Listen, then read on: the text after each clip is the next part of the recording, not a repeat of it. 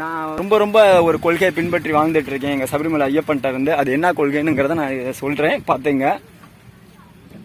அதாவது எங்கள் சபரிமலை ஐயப்பன் சொல்லியிருக்காரு, அனைத்து ஆன்மாவோடு கலந்துள்ள இறைவனை உணர்ந்து இறைநிலைக்கு மனிதன் உயர வேண்டும். ஏன் இதை நான் சொல்கிறேன் அப்படின்னா, எல்லா ஆத்மா கூடயும் எல்லா ஆன்மாவோடையும் இறைவன் கலந்துருக்காரு அப்படின்னுங்கிறனால தான் இதை வந்து நான் முழுசாக சொல்கிறேன். அதனால தான் நான் என்றும் என் உயிருக்கு மேலான சபரிமலை ஐயப்ப சுவாமி வழியில் அப்படின்னு போட்டிருக்கேன். ஏன்னா என்னை வழி நடத்தி கொண்டு போனது சபரிமலை ஐயப்ப சுவாமி. அதனால தான் ஜி கோவிந்தராஜ் அதிதீவிர ஐயப்ப பக்தா அப்படின்னு போட்டிருக்கேன். ஏன்னா எங்கள் ஐயப்பன் வந்து எனக்கு நல்ல நல்ல விஷயம் நிறைய சொல்லி கொடுத்துருக்காரு. அவருடைய இதில் தான் நான் இவ்வளோ பெரிய இதாக இருக்கேன்.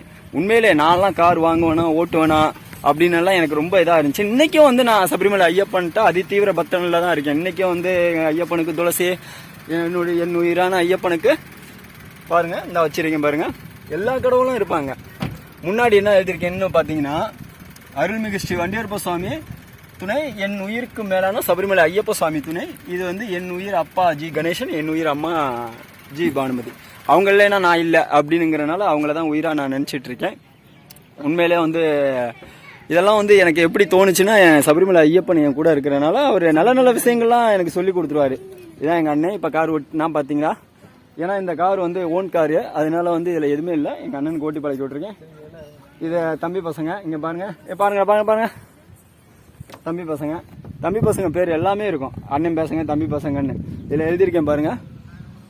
மை ஐஸ் ஜி லிசாஸ்டி, அதான் என் கண்ணு அப்படின்னு சொல்லிட்டு என்னோட லிசாஸ்டின்னு என் பொண்ணு பேர் எழுதியிருக்கேன். அடுத்து மை ஹார்ட் ஜி சரண்யா, என்னுடைய இதயமே வந்து என் ஒய்ஃப் தான் சரண்யா அப்படின்னு எழுதியிருக்கேன்.